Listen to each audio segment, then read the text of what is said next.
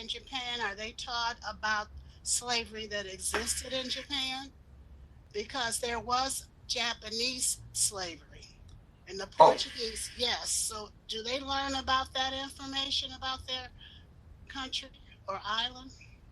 um, I would have to say, really, the answer is no. You start getting into this terminology of uh, indentured servants or servants. Like, for example, the school I worked for here, and I spoke about earlier.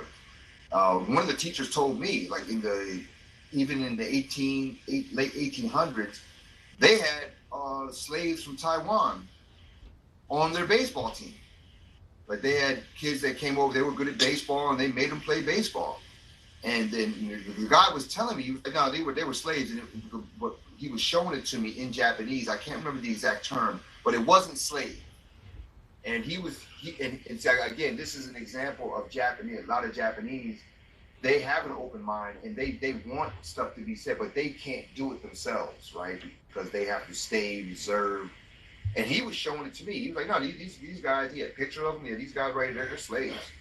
And so, but the Japanese don't, when they get the story, they don't hear it that way, right? Even the comfort women, they talk about comfort women, the women that were designated to have sex with The the Japanese concubines, soldiers. right? Right. Well, not even the concubines. Concubine is at least a concubine is someone at least has a station, right? They have they're going to be afforded by whoever their owner or their patron is. But these comfort women, these were women that were designated, and even after the war, when there was Japanese comfort women that were designated for the American GIs, right? They're made so that they create a buffer between the so-called real Japanese and the foreign invaders. And these women are there to have, sexual relations or just relationships with the foreigners.